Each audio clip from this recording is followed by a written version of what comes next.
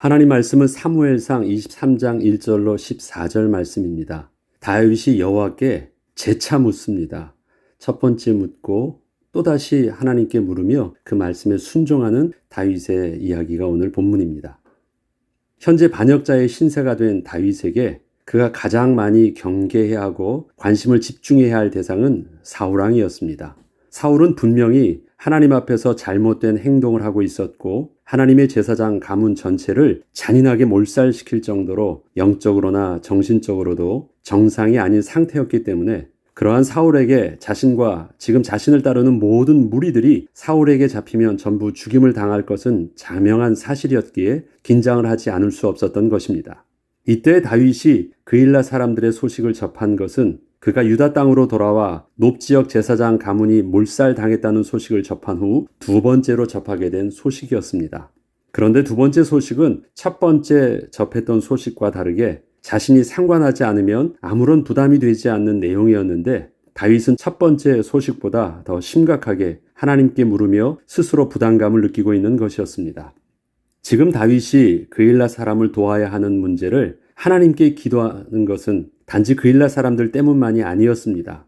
다윗에게 있어서는 자신이 원수로 삼고 싸워야 할 대상이 누구인가를 명확하게 규정을 짓는 문제였기 때문이었습니다. 사울은 다윗을 질투하고 다윗을 미워하게 되면서 어느새 자신도 모르는 사이에 대적하여 싸워야 할 원수가 블레셋이 아니라 다윗이 되어 있었고 사울 왕에게 생명을 위협받으며 쫓기고 있던 다윗에게 그 대적은 그 신분과 상황이 바뀌었음에도 불구하고 사울이 아니라 여전히 블레셋이었던 것입니다. 상황이 바뀌어도 자신의 정체성은 절대 바뀌어서는 안 되는 문제였던 것입니다. 오늘 우리가 지금 이 상황 속에서 어떻게 해야 하냐를 보기 전에 사울은 자기도 모르는 사이에 대적이 바뀌어 있어요. 그것이 지금 굉장히 심각한 것입니다. 예를 들어서 우리가 교회에서 주의를 하다가 서로 의견 충돌이 있을 수 있어요. 의견 충돌 정도가 아니라 감정이 너무 극해가지고 극단적으로 치달을 수도 있어요. 그렇다고 해서 그가 사단은 아니고 우리가 싸워야 될 대상은 아닙니다. 우리는 하나님의 백성이고 거룩한 하나님의 자녀된 신분 속에서 우리의 싸움은 혈과 육의 싸움이 아닌 명확한 영적 싸움의 대상을 정확하게 봐야 돼요. 그런데 하다가 보면 처음에는 옳고 그름을 따지다가 감정 싸움이 되고 그것을 하다 보면 싸움의 대상 적이 바뀌어져 있어요. 원수가 바뀌어져 있어요. 그것이 우리의 삶 속에서 우리 교회에서 일어나는 또 심각한 또 마귀에게 시험거리가 되는 문제로 우리가 빠지게 되거든요. 사울은 그것을 잃어버린 것입니다. 지금 오늘 보면 그일라 사람들에 대한 문제를 말할 때 사울은 그일라 사람들에 대해서 관심이 없어요. 그냥 다윗만 죽으면 되는 거예요.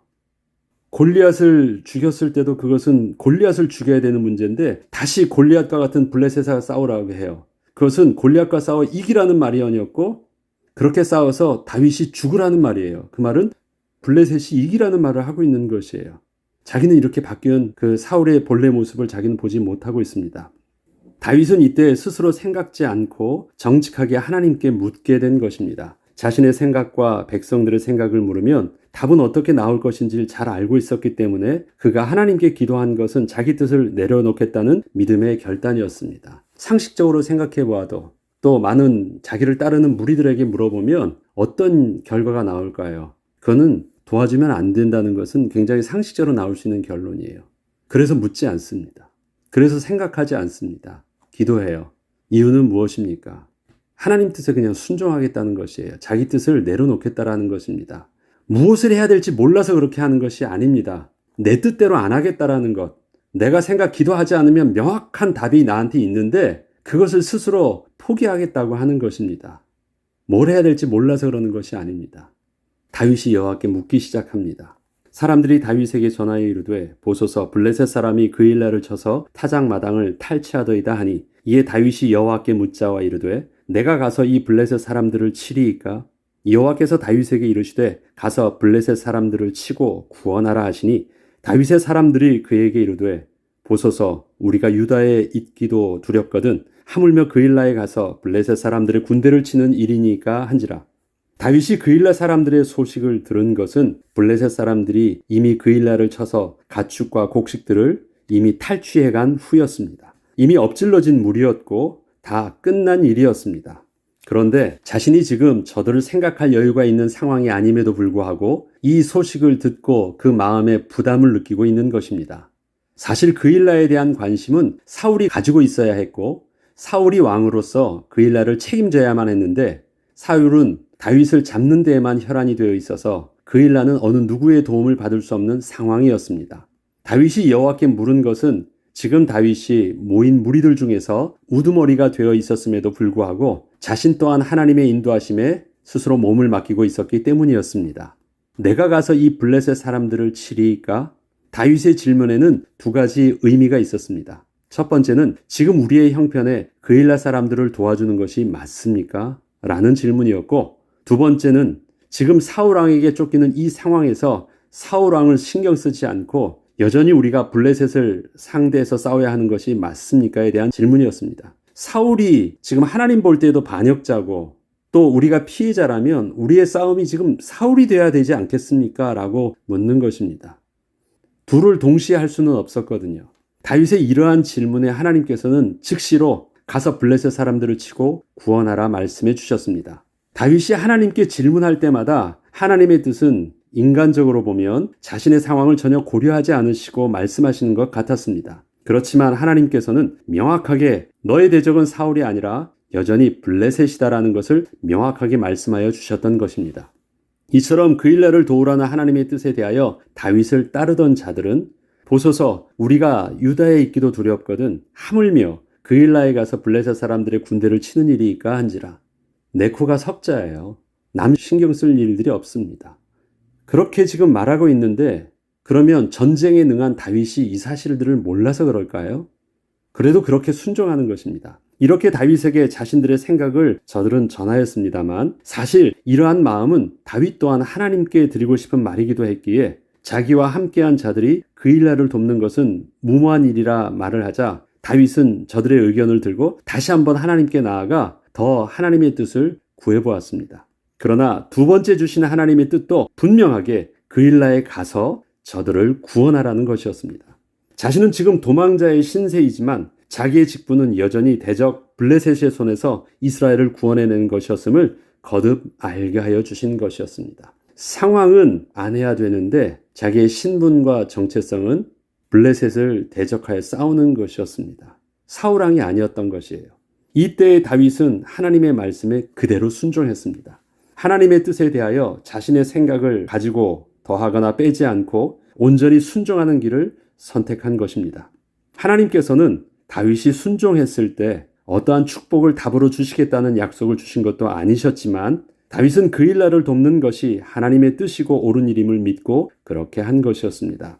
이렇게 그는 사울에게 집중되어 있던 자신의 모습을 하나님께 순종함으로 다시 블레셋으로 돌릴 수 있었습니다. 이게 다윗이 받았던 정말 큰 은혜예요. 순종하니까 다른 어떤 것을 복으로 주지 않으셨습니다.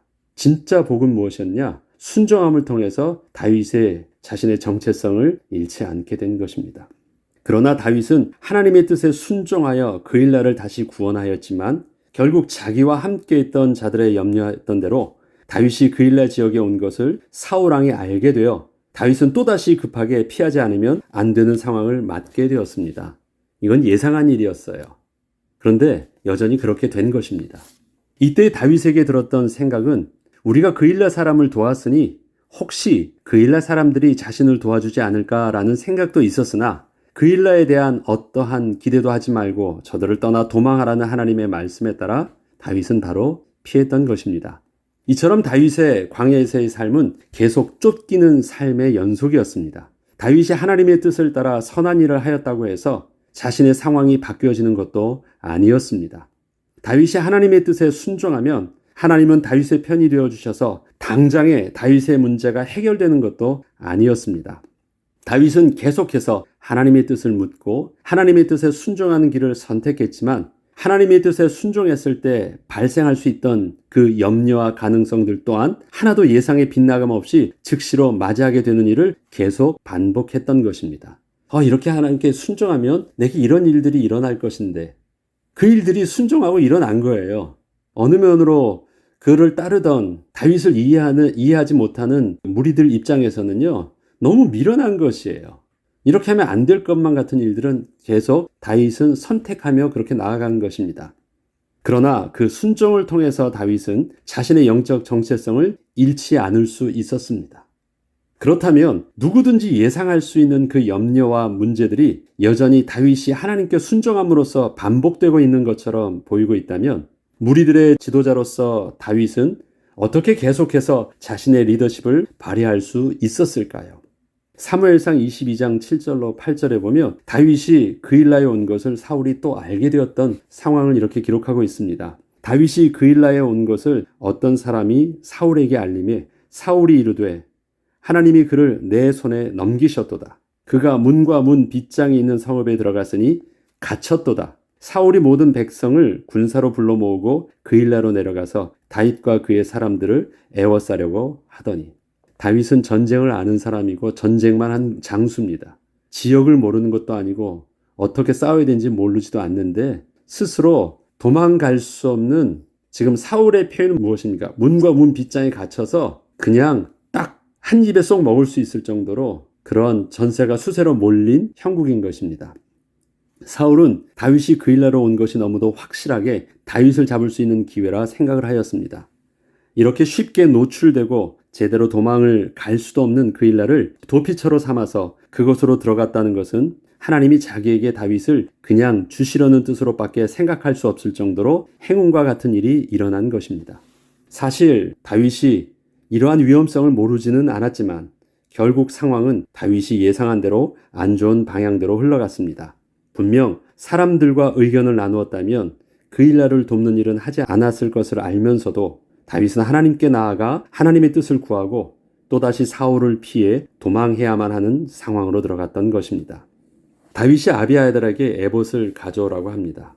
다윗은 사울이 자기를 해하려 하는 음모를 알고 제사장 아비아달에게 이르되 에봇을 이리로 가져오라 하고 다윗이 이르되 이스라엘 하나님 여호와여 사울이 나 때문에 이 성읍을 멸하려고 그일라로 내려오기를 꾀한다 함을 주의 종이 분명히 들었나이다.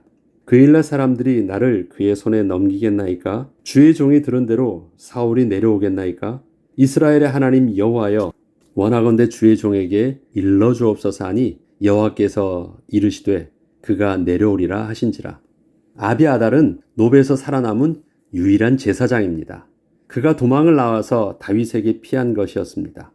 다윗은 지난날 사울로부터 도망을 나와 자기의 목숨을 보호하려고 아히멜렉에게 찾아가서 떡과 칼을 요구해 가지고 나왔다가 노베에 있는 모든 생명 있는 사람과 가축까지 전부 죽임당하는 일을 겪게 하였었는데 그곳에서 살아남은 유일한 제사장 아비아달에게 이제는 에봇을 가져오라고 하는 것입니다. 에봇은 제사장이 하나님께 나아가 제사를 드릴 때 입는 특별한 옷입니다. 다윗이 제사장 아비아달에게 에봇을 가져오라 한 것은 본인이 그 제사장의 옷을 입고 하나님께 묻겠다는 것이라기보다는 이제는 제사장 아비아달을 통하여 하나님께 온전히 그 뜻을 묻겠다는 것이었습니다. 비록 아비아달이 모든 것을 잃고 살기 위해 다윗을 찾아왔지만 다윗은 아비아달을 자신에게 보호를 받기 위해서 온 한 사람으로 여기지 않고 온전히 하나님의 제사장으로 여기고 그 권위 앞에서 하나님의 뜻을 겸손히 구한 것입니다. 지난날 다윗은 아비아달의 아버지였던 아히멜렉 제사장에게 골리앗의 칼을 구했었습니다. 그때에는 이미 자기 자신이 무엇을 해야 할지 다 결정해 놓은 상태에서 하나님께서 세우신 제사장의 권위를 무시하고 자기 스스로 필요한 것을 일방적으로 요구했었지만 지금은 모든 전권을 하나님의 뜻에 맡기면서 두 번 다시 지난날의 실수는 번복하지 않으려 하고 있는 것이었습니다.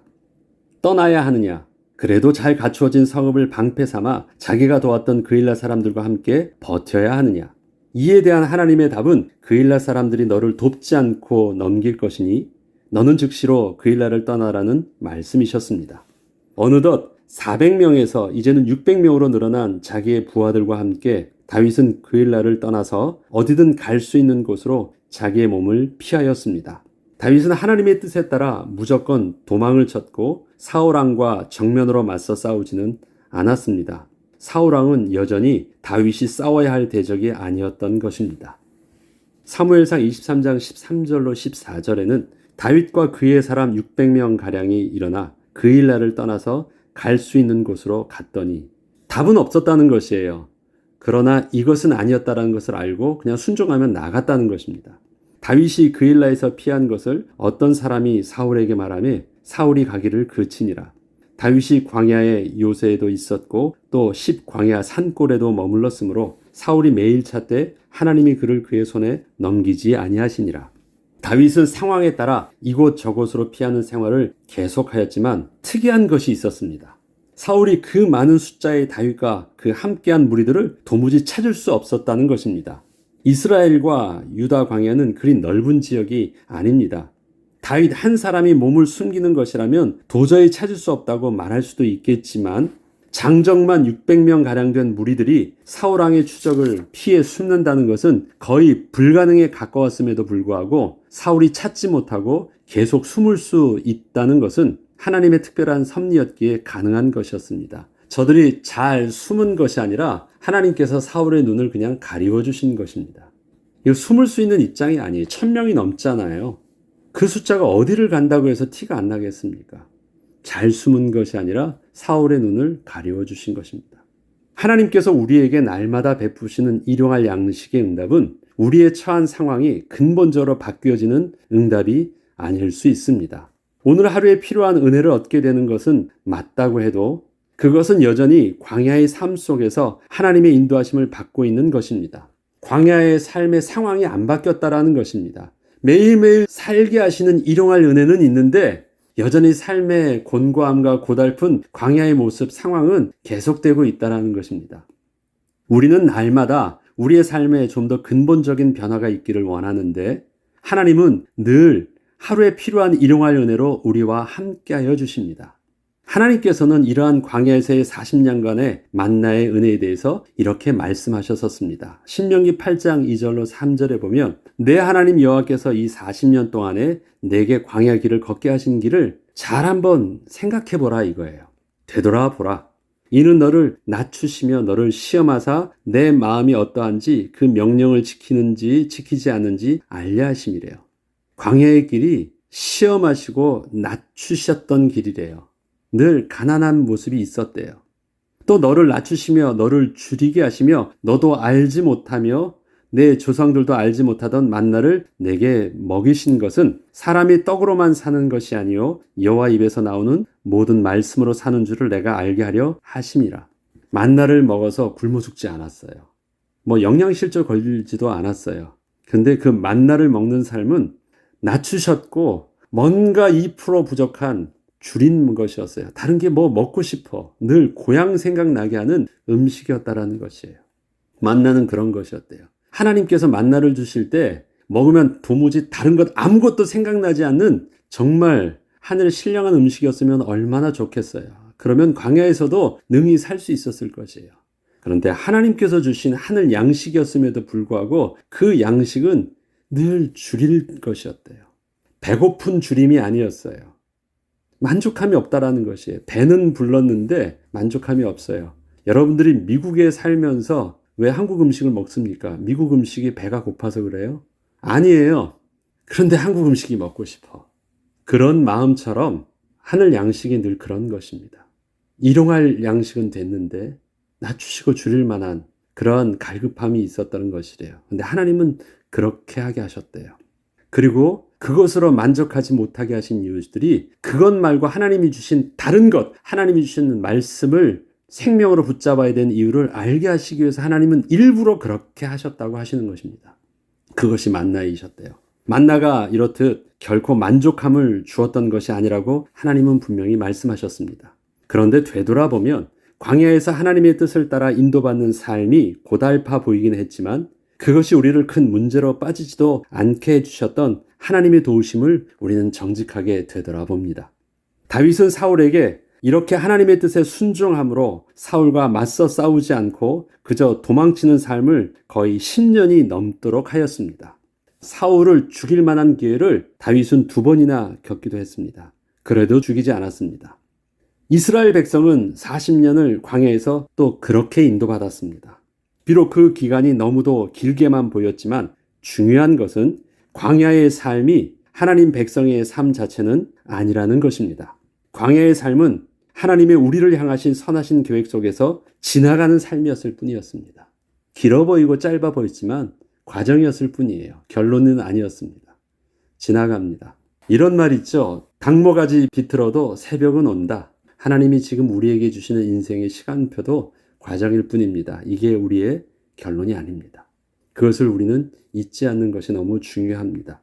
우리 앞에 발생하는 상황들은 여전히 오늘도 무언가를 우리에게 자꾸 하도록 종용합니다. 그러나 우리가 보다 근본적인 고민을 해야 할 것은 지금 이 상황 속에서 무슨 일을 어떻게 하는가가 아니라 어떻게 이 상황 속에서도 하나님 앞에서 나의 정체성을 잃지 않는가에 대하여 하나님께 겸손히 물을 수 있어야 됩니다. 하나님이 왜 그렇게 만나를 먹이시는 줄 아니? 네가 하나님의 말씀을 생명 삼지 않으면 죽는다는 것을 내가 시험하려고 해. 그래서 그렇게 한 것이야. 좀 부족해 보이더라도 그 육신적인 것에 관심 가지지 말고 여전히 네가 하나님의 말씀에 순종하는 그 비밀을 붙잡고 있다면 산다는 것을 내게 알게 하기 위해서 그렇게 훈련케 하셔서 그 말씀을 하시는 것입니다. 상황이 우리를 오늘도 자꾸 뭔가를 변화하기를, 다른 것을 또 해보기를, 지금 하던 것을 자꾸 내려놓고 새롭게 뭔가를 하기로 종용한대요. 그런 게 오늘도 우리는 계속 되어집니다. 다윗도 끊임없이 그렇게 자극을 받았어요.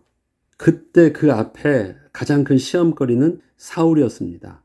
그러나 다윗은 사울을 보면 대적처럼 보였지만 하나님을 보면서 사울을 대적으로 보지 않았고 하나님의 사람으로 보고, 그는 자기의 근본적인 대적 블레셋에 대한 자기의 입장, 이스라엘 백성에 대한 하나님의 백성의 입장들을 여전히 놓치지 않을 수 있었습니다.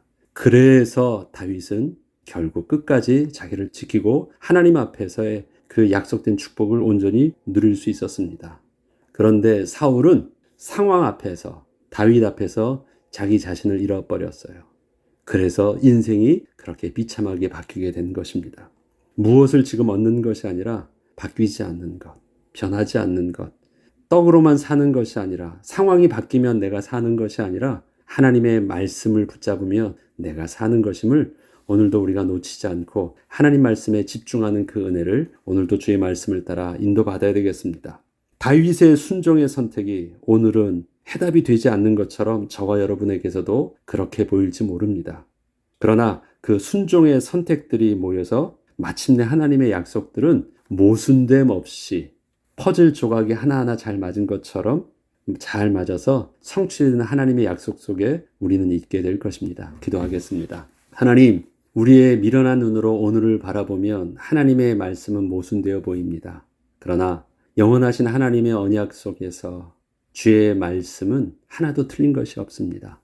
비록 오늘의 삶이 너무너무 길어 보이고 지금 이 상황이 끝이 없는 것처럼 보여도 지나가는 삶임을 하나님 놓치지 않게 하시고, 오늘도 일용할 양식, 말씀이 육신으로 오셨고 우리 가운데 말씀으로 함께 계시는 성령 하나님의 인도하심을 따라 능히 이기게 하시고 감당하게 하셔서 마침내 하나님의 거룩한 백성으로 약속의 땅 가나안의 축복, 하나님 나라의 비밀을 가진 하나님의 백성의 축복 온전히 누리게 하여 주옵소서. 감사드리며 우리 주 예수 그리스도 이름으로 기도합니다.